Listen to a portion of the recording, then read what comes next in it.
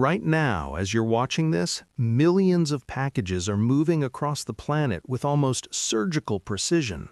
Trucks turning at the perfect second, planes landing in exact windows, drones adjusting mid-air, warehouses pulsing like mechanical hearts. And here's the strange part. The invisible logic coordinating this chaos, it wasn't born in Silicon Valley. It started in the 17th century. Let's peel this back. When you tap Buy Now and see Arriving Today, it feels like magic. But what's actually happening is something closer to physics than shopping. Your address becomes a point in space. Demand becomes mass, and routes begin to curve. That sounds dramatic, but stick with me. Back in the 1600s, Isaac Newton developed what he called fluxions. Today, we call it calculus. He wasn't just calculating numbers, he was describing change, motion, flow, how one quantity transforms into another over time. And when he described gravity, he didn't just say objects attract, he described how forces curve trajectories, how motion bends in response to invisible influence. Now, replace planets with packages. Replace gravitational mass with demand density. Replace orbital curves with optimized delivery routes. What you get is modern logistics. Let me simplify this. In physics, gravitational flux describes how a field spreads through space and influences objects within it. It's about how force distributes across an area. In logistics, demand acts like mass. High-demand neighborhoods create pull. Warehouses act like distribution centers of force. Vehicles don't move randomly. Their paths curve toward zones of greater demand density. It's not literal gravity, but mathematically, the structure is shockingly similar. Every real-time routing algorithm relies on derivatives, measuring how fast conditions are changing. Traffic increasing, route adjusts. Demand spike, supply shifts. Storm forming, paths bend around it. That's flux thinking. Newton asked, how does motion change under force? Modern logistics asks, how does delivery flow change under constraint?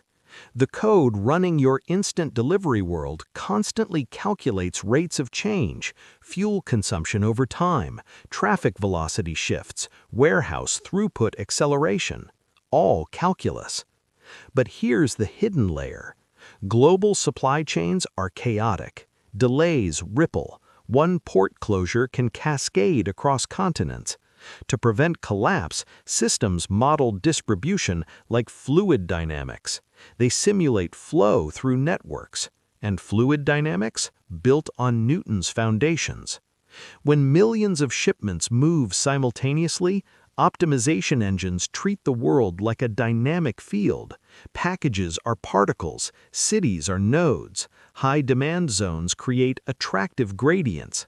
Routes curve along the steepest descent of cost, just like objects move along gradients of gravitational potential. We don't call it gravity, we call it cost minimization, but the math underneath is deeply related. Think of it this way. Your Prime delivery isn't just traveling from warehouse to home, it's navigating a constantly shifting mathematical landscape.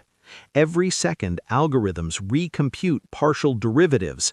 How does this delay affect the network? If one truck slows down, what is the ripple effect across 10,000 others? That's flux in action, change measured continuously. And here's where it gets wild. Autonomous vehicles and AI routing systems don't guess, they calculate optimal paths using vector fields. Each road segment has weight. Each time window has force. Each delivery node exerts pull. The result? A dynamic equilibrium that keeps the system from tearing itself apart.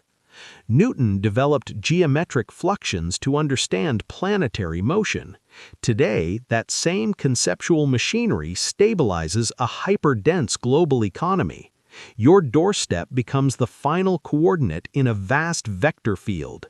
Invisible forces bend trucks toward you. Drones descend along calculated gradients. Servers hum, calculating rates of change faster than human thought. We like to believe modern AI invented this precision. It didn't. It refined it. The backbone was built when a 17th century physicist tried to explain why the moon doesn't fly away from Earth. So next time a package arrives exactly on time, pause for a second. You're not just witnessing efficient commerce. You're watching gravitational logic, abstracted, digitized, and scaled across the planet. Your delivery's invisible gravity, 300 years old, still running the modern world.